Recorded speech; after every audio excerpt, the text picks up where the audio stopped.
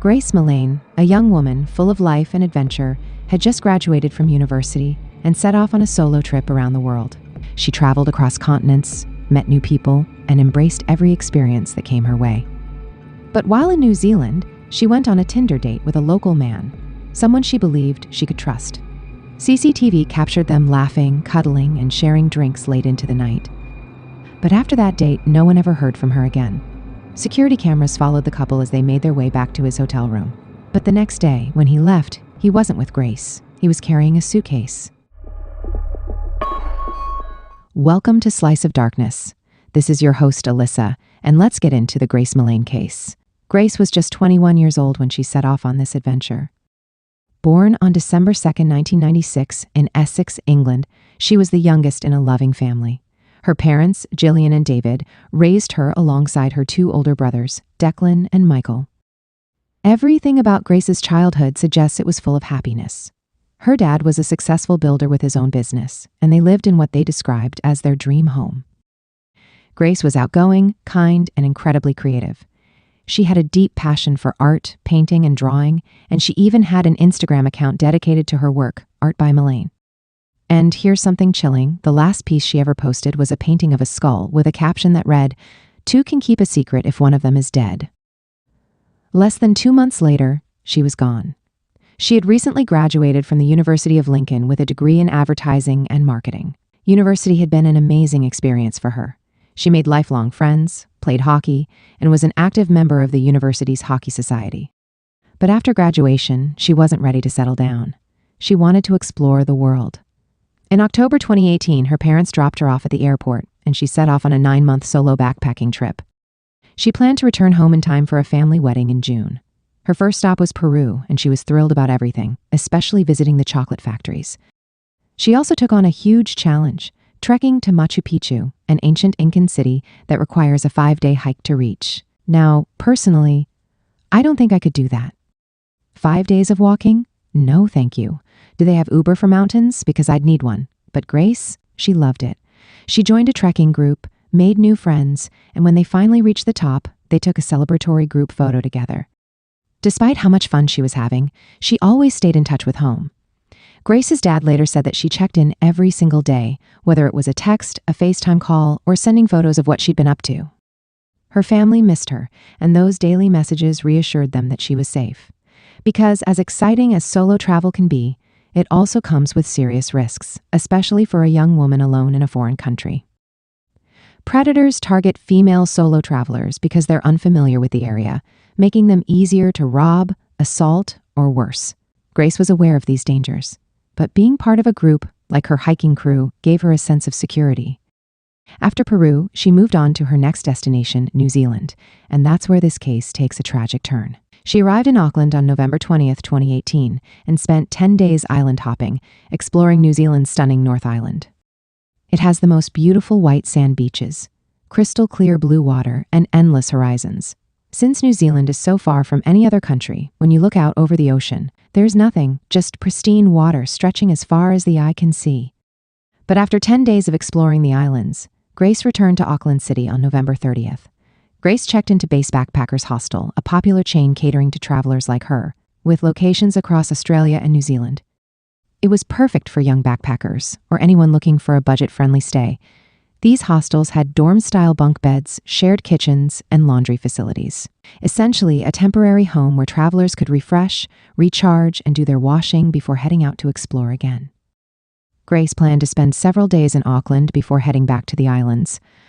Unlike backpacking, where you're constantly on the move, city life offered a different kind of experience, one with endless options and no clear roadmap. Not wanting to waste time figuring things out alone, she decided to meet some locals who could show her around. And if she was going to meet new people, why not make it a little fun? A holiday romance, perhaps? After all, she had been traveling for a while, and with her 22nd birthday coming up on December 2nd, it would be nice to have someone to celebrate with. Grace had used dating apps before, so Tinder seemed like an easy way to connect with someone. On November 30th, she matched with a man on Tinder. The next morning, they started chatting and made plans to meet that very evening. Now, I don't know about you, but that seems like a pretty fast turnaround. Matching one night, messaging the next morning, and meeting the same evening? I mean, sure, people do that all the time, and given that Grace was only in Auckland for a short time, maybe she just wanted to make the most of it. So, on the evening of December 1st, the night before her birthday, Grace went on her date. And then, silence. The next day, December 2nd, her birthday, messages from friends and family started pouring in. But Grace didn't respond to any of them. And that was strange. This was a girl who updated her family every single day, without fail. There was no reason for her to suddenly go quiet, especially on her birthday. You'd expect at least a quick reply, a photo of her out celebrating, maybe a simple thank you message. But there was nothing. Her family tried calling, maybe even FaceTiming her. But with the 14-hour time difference between New Zealand and the UK, they might not have been too worried at first. Maybe she was just busy having fun. Maybe she was out somewhere with no signal. But as the hours passed, that reasoning started to feel less and less likely. By the next day, December 3rd, Grace's continued silence had turned their concern into panic. This wasn't like her. Her parents, desperate for answers, tried reaching out to anyone who might know something. When all their efforts led nowhere, they made the decision to report her missing to the Auckland police on December 4th. Given the circumstances, a young woman traveling alone in a foreign country, suddenly vanishing, the police took the case very seriously. Backpackers sometimes got lost, sure, but this felt different. There was no sign of her, no contact, no clues as to where she might be. Had she gotten injured somewhere? Was she lost and unable to call for help? Or, what everyone feared most, had something much worse happened to her? News of her disappearance spread fast. Her face was on every newspaper, every news channel, every social media platform. A few days into the investigation, on December 7th, Grace's father, David Millane, flew to New Zealand. It's a brutal journey, over 24 hours of travel from the UK to Auckland, but he arrived determined to help find his daughter. He joined the police in making a public appeal, pleading for information. He asked anyone who might have seen Grace on the night of December 1st to come forward. Even the smallest detail could help bring her home. This case was especially shocking because New Zealand has one of the lowest crime rates in the world, and people were troubled over where she was and if she was all right. But thankfully, Auckland was covered in CCTV cameras. Investigators began combing through footage, starting with a hostel where Grace was staying. They found her on camera, leaving base backpackers on the evening of December 1st for her date. But there was one problem. There was no footage of her returning. So now the search was on for more CCTV. At the same time, other officers were going through Grace's social media. And that's when they found something interesting. On the night she disappeared, someone had left a comment on her Facebook profile picture. It was from a man named Jesse Kempson. The comment read, "Beautiful, very radiant." Now, at first glance, this could have been harmless, but given the timing, it was odd. The same night she vanished? It stood out. So, the police clicked on his profile. Jesse Kempson, a little older than Grace, based in Auckland. Could he be a friend she made while traveling? Could he have something to do with her disappearance? Or did he just know something that could help? Either way, police wanted to talk to him. On December 5th, they left Jesse a message, "We're looking into the disappearance of Grace Millane. Please contact us. We think you could help." The next day, Jesse called them back. He admitted he knew who Grace was because they had gone on a date on December 1st. But he said he was at work and couldn't talk much on the phone. When police asked if he could come to the station later, he agreed. That same day, Jesse walked into the police station. He was calm, cooperative, and answered all their questions. He willingly sat down and walked them through everything, starting from when he and Grace first matched on Tinder. Now, if you've never used Tinder before, here's a quick rundown. You can only message someone if you both like each other. You swipe through profiles, look at their pictures, maybe read a short bio, and if you both express interest, the app connects you. No one can message you unless you allow them to. Grace and Jesse had both swiped right, and from there, Jesse made the first move. The following morning on December 1st, Jesse sent Grace a message. "Hey Grace, how are you? Much planned for your weekend?"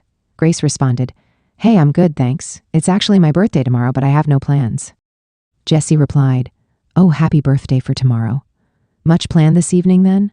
Grace said, "Haha, thank you. I haven't." In my opinion, Jesse was coming on a little strong right from the start. He was clearly pushing to meet up with every message, even though Grace wasn't giving him much back. Her responses were polite but pretty basic. Despite that, He continued pressing and eventually asked more explicitly if she wanted to meet that night. She said she might be interested, and Jesse offered to buy her drinks, saying, "It's my shout as a celebration for your birthday." He suggested they meet at Sky City, a large entertainment complex in Auckland with restaurants, bars, and a casino. According to Jesse, they met there and went to Andy's Burger Bar, where they had a few drinks. He later said he had chosen this spot deliberately because he was worried about being catfished. He wanted to meet in a public place where there were plenty of people around. But when Grace arrived, he said she looked exactly as she had presented herself online, and the two of them had a great time. They had burgers, drank cocktails, and, according to Jesse, left the bar feeling tipsy around 9:40 p.m. He insisted that despite having a good time, Grace didn't invite him back to her place, and he didn't invite her back to his. In his words, there was absolutely no discussion of spending the night together. He claimed the night ended with a hug, a kiss on the cheek, and a simple, "Nice to meet you." Jesse said he was interested in Grace and had told her to let him know if she was free the next day. She supposedly said okay, and then they went their separate ways. Afterward, Jesse claimed he stayed out drinking. He went to a sports bar, had a few more drinks alone, and later walked back to the hotel where he was living. He said he was so drunk that he blacked out and couldn't remember how he got back. His memory, he said, skipped from leaving Grace to suddenly waking up in his hotel room around 9 or 10 a.m., still drunk and very hungover. Despite his claimed memory blackout, Jesse was extremely confident in his answers to the police. At that point, with no evidence contradicting his story, there wasn't much reason for investigators to doubt him. But then things started to get strange. The police asked Jesse if he would voluntarily provide his DNA for the investigation. He agreed, saying he had nothing to hide. But as soon as one of the officers left the room, Jesse got up, knocked on the door, and asked, "Am I being arrested for something I didn't do?" The officer told him no, explaining that this was still a missing persons investigation. But Jesse's reaction was unsettling. He broke down, swearing under his breath, "Holy shit."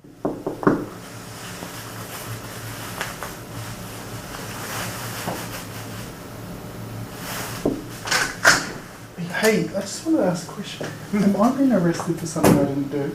You haven't been arrested, mate. Oh. No. I was like, holy shit. It's unclear whether he was trying to act like a concerned person who just realized the severity of the situation or if he was panicking for himself. But either way, it was a moment that stood out. As the investigation continued, police learned more about Jesse Kempson, and the picture that formed was not flattering. Jesse had told police he was a lawyer, but this was a complete lie. In fact, he had told another officer that he was the manager of a Woolworths store.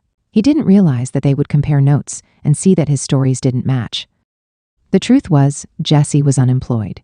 He had been fired from his last job at a call center after his bosses discovered he was faking sales calls, calling his own phone and pretending to close deals. At the time of Grace's disappearance, he was living in a hotel, which seemed odd because he wasn't a tourist. He had been in Auckland for a while, so why not rent an apartment? The reality was that he couldn't. He had no job, no stable income, and was surviving on Social Security payments. He also had a drinking problem and a history of lying to women on dating apps. Many of the women he had met described him as strange, saying he would make up elaborate lies to impress them. He had claimed his brother was a famous rugby player, which was completely false. He even told some women he had gang connections, which, rather than making him seem cool, just made them uncomfortable. But the most bizarre lie? He once told a woman he had cancer. Over time, many of these women would ghost him after realizing something was off. But Grace had no way of knowing any of this. Tinder doesn't have a rating system or anything like that. Profiles just contain some basic information and photos. All Grace saw was a guy she found attractive enough to swipe right on. But very quickly, police were catching on to Jesse's insincerity, and they were about to get some cold, hard proof of his lies. The police officer left the room again, and when he returned, he had a photo in his hand, some CCTV evidence. This is where things got very interesting. The picture was of Jesse in the elevator of his building on the morning after the date, December 2nd, at 8:14 a.m. Now, if you've been paying attention, you'll realize that police had already caught him in a lie right there. Remember, Jesse claimed he had woken up around 9 or 10 a.m. in a drunken stupor. But now they had proof that he was up and out of the house by 8 a.m. He walked into the lift and for a split second looked directly at the camera. It was eerie. Jesse had entered his apartment with Grace the night before, but this morning he was seen leaving alone. He was out for about 10 minutes, and when he returned to the elevator to go back upstairs, he was carrying a suitcase. Now we all know that when a suspect is seen with a suitcase, it's never a good sign. The police showed Jesse this picture and asked, "What do you have to say about this? This disproves your story." Jesse was baffled. He insisted to the police, "No, I did wake up at 10 a.m. So they pressed him, then explained this photo. Officers then asked about the suitcase. Was it his? He said yes, it was, and it was actually still in his hotel room if police wanted to see it. In fact, he was surprisingly forward about offering it up. He even said, "Honestly, I can bring it into the police station. You can test it or whatever." Jesse was always trying to appear helpful and cooperative. He claimed he had gone out and bought the suitcase that morning because he was planning to move out of the hotel room and into a proper apartment. He said he had started packing up his things, which meant he had to admit that he wasn't in bed at 9 or 10 a.m., like he previously claimed. So the officers said, "Right, so you bought a suitcase that morning around 8 a.m. Why didn't you just tell us that?" Jesse, still very calm, replied, "Oh yeah, now that you've shown me, I do remember going out and getting that suitcase." His story was all over the place. How do you go from thinking you were still in bed at 10 a.m. to suddenly remembering you were out of the house by 8 buying a suitcase? At this point, police were incredibly suspicious of Jesse Kempson. His lies, the contradicting evidence, it all made them think he had something to do with Grace's disappearance. A few years later, in a documentary about this case, police admitted that even at the time, they knew he was a liar. One officer said, "He was very comfortable and plausible with his lies." But police had to be careful. Jesse was sneaky. They didn't want him to shut down or start lying so much that it became difficult to pick apart his story. Right now, they knew this man was no good, but they needed to be strategic. And just take a step back for a second. This investigation was moving incredibly fast. Grace was reported missing on December 5th. Jesse came into the police station for his first interview on December 6th, and already they were unraveling his lies. By the third day of the investigation, police secured a search warrant for his hotel room. I just want to say, this was an example of incredible police work. The officers handling Grace's case were efficient, and you can tell by how quickly they got things done. Now, let's talk about what they found in Jesse's hotel room. At first, nothing seemed obviously out of place. There were no big blood stains, no clumps of hair on the floor, nothing immediately suspicious. But police weren't going to rely on just what they could see with the naked eye. They brought in chemical testing techniques, including luminol. If you've ever watched CSI, you know what luminol is. It's that liquid investigators spray on surfaces, and under UV light, it reveals traces of blood, even if someone tried to clean it up. And when they sprayed luminol in that room, they found footprints all across the carpet. Someone had stepped in blood and walked it all over the hotel room. There were also small splatters of blood on the hotel fridge, which was odd, but more importantly, DNA analysis confirmed that the blood belonged to a female. The police couldn't say for certain that it was Grace's blood, but considering everything they knew so far, it wasn't looking good. So just 2 days after his first interview, Jesse Kempson was arrested, now on suspicion of Grace's murder. He was brought back to the police station for another interrogation. It was now 6:10 p.m. on Saturday, December 8th. And this time, Jesse knew he couldn't lie his way out of it anymore. Blood evidence had been found in his hotel room. He had no choice but to explain himself. So now he had to admit that Grace did go back to his hotel room after the date. And according to him, something went terribly wrong. Since he was finally being honest with the police, he had to start from the beginning. Obviously, they hadn't parted ways after Andy's Burger Bar, and he hadn't gone to a sports bar alone. That was all a lie. Instead, they had gone to a Mexican restaurant and had a couple more drinks. Then they went to another bar, he thought it was a blues bar, and drank even more. There was CCTV footage of them at all these places, and in every clip, they were all over each other. They looked like they were having a great time. Grace was smiling, laughing, and leaning into him. Jesse had his arms wrapped around her, and they were kissing a lot, like full-on PDA. She even texted a friend at one point saying, "I click with him so well." And that text just makes this all the more heartbreaking. She genuinely believed she had met someone nice.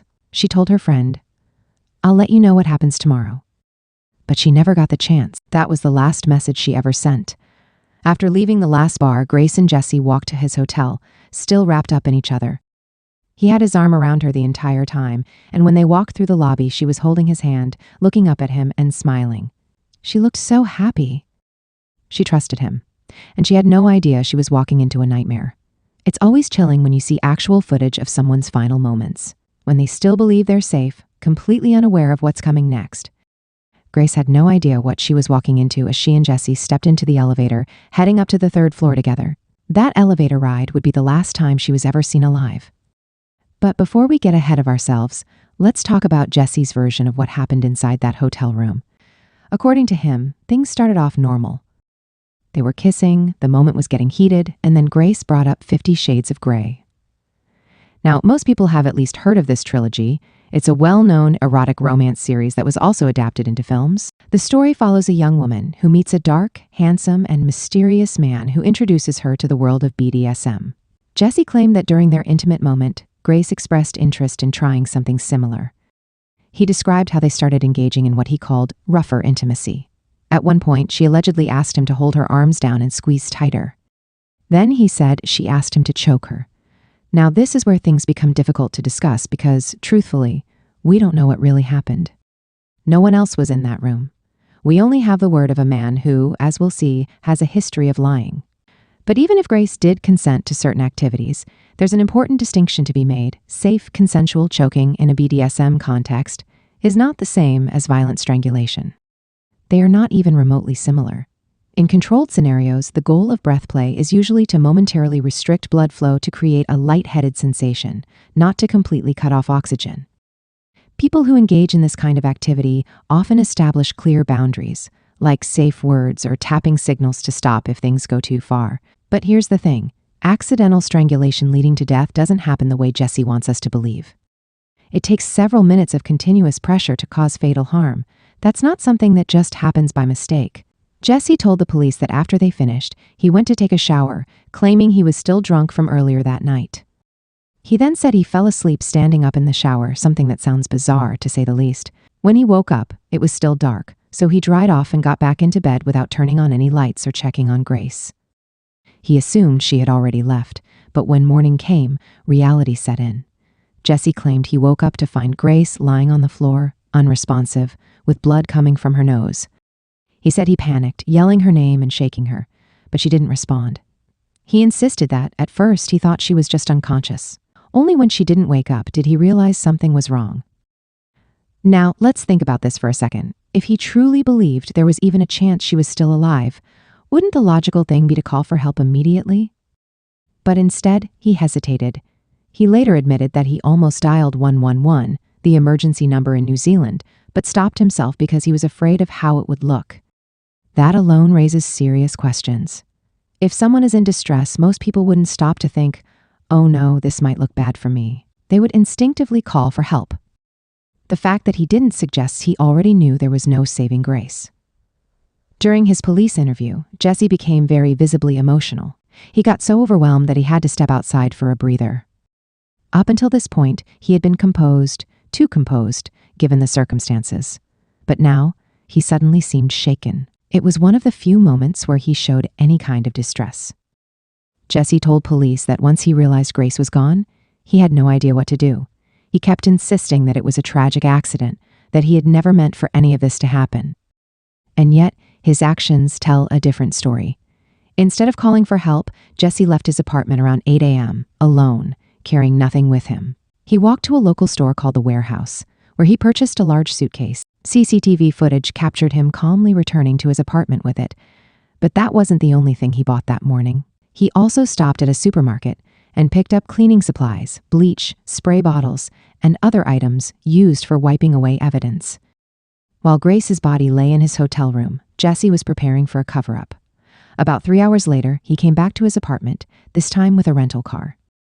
He later confessed to police that this was when he stuffed Grace's body into the suitcase he had purchased earlier. He described the process as horrifying, claiming that he vomited multiple times while doing it. He said he kept apologizing to her as he forced her lifeless body into the bag. But let's not forget, Jesse is a proven liar. If, at any point, you find yourself feeling even a shred of sympathy for him, remember that. Later that evening, Jesse rented a carpet cleaning machine and spent the night inside his apartment. The next morning, at around 6 a.m., he was seen leaving, this time wheeling out 2 large suitcases. One of them, we know, contained Grace's body.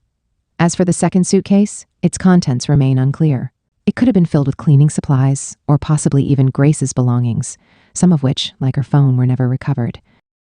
Jesse loads the 2 suitcases into his car and drives off. About 10 minutes later, he's caught on CCTV at another shop, this time buying a shovel. The next time he appears on camera is 3 hours later, back at his hotel. And for some reason, he's barefoot. Now my guess? His shoes were probably covered in mud. I mean, think about it. This man went out, bought a shovel, disappeared for 3 hours with those suitcases, and then came back with no shoes.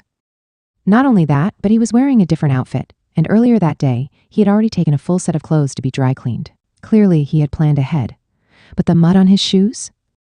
That was something he couldn't just clean up on the spot. Then, police uncovered another piece of evidence, CCTV footage from a self-service car wash just a few blocks away. Jesse had taken his rental car there and was caught on camera hosing mud off it before returning it later that day. And throughout all of this, buying the suitcase, the shovel, cleaning his car, he looked completely calm. No panic, no stress, no pacing. He wasn't worried at all. But ironically, the one thing he didn't seem to plan for was just how much CCTV footage would capture every single step of his cleanup job. He thought he had covered all his tracks, hiring a rental car, buying a second suitcase to make it seem like he returned with the same one.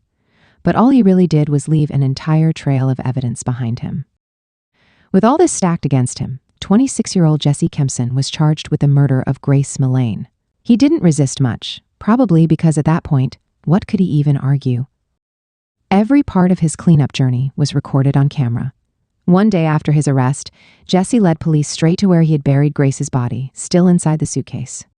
He had driven out to the Adhering Ranges, a beautiful but secluded hiking area about 20 miles from central Auckland. The area was full of thick bushes, trees, and hidden spots, making it an easy place to dig as deep as he needed to without being seen. Police spent the day digging up the suitcase, and with that, they finally had Grace's body. And that was about to provide even more evidence than Jesse ever would. Eventually, her remains were flown back to the UK, and on January 10, 2019, her family was able to lay her to rest. Jesse originally claimed that after he and Grace had finished having sex, he got into the shower and fell asleep standing up. But guess what? He lied again. Turns out he wasn't asleep. He wasn't in the shower. He was on his phone, watching porn. And not just any porn. Violent, disturbing, grotesque content that should never be seen by human eyes. The kind of stuff that would make you sick. This was right after he had murdered Grace Millane. He wasn't panicking. He wasn't in distress. He was turned on. And to make things even worse, some of what he searched for was scat porn, if you don't know what that is. I'm sorry, but I'm about to tell you. It's fetish content involving human feces. Yeah, people messing with it, rubbing it on each other, just absolutely vile stuff. Now, I'm not here to kink shame, but I am going to say, please be careful. There's a lot of bacteria in feces. Just be careful, okay? Anyway, back to the point. Jesse had just killed an innocent young woman, and instead of being horrified, he got off on it. He didn't feel guilty. He wasn't scared. He was excited. I personally believe he got a lot of pleasure from killing Grace, and after that, he wanted to keep the high going by watching the most disgusting content he could find. And then it gets even worse. Jesse took 7 photos of Grace's body. In court, these were described as intimate photos. Which, again, just reinforces the idea that this wasn't just a murder to him. He was getting something out of this. It's almost like he was taking trophies. Something to look back on. If he had gotten away with it, who knows what he planned to do with those photos? But based on what he was watching, I have a feeling we don't want to know. At the same time he was looking up that porn, Jesse was also searching for directions to the Adhering Ranges, the exact place where he ended up burying Grace's body. He probably already knew about the area since he lived nearby, but he was clearly looking up specific locations, trying to figure out which part of the ranges would be best to hide her body. And if that wasn't horrifying enough, while Grace's dead body was lying on the floor of his hotel room, Jesse went on his phone and set up another Tinder date. His actions were clearly not weighing on him. On December 2nd, Grace's birthday, Jesse was out at a bar with another woman, and if that wasn't already disgusting, we have to ask, was he planning on bringing her back to his hotel room too? Because if he was, that means he was okay with the idea of her finding Grace's corpse. The woman later described the date as creepy and uncomfortable. Jesse gave her a weird vibe, tense, off-putting, and just unsettling. And he kept talking about things that no normal person would bring up on a first date. For example, he told her that a lot of his friends were police officers, which, at this point, is lie number 700. Then he brought up the Adhering Ranges.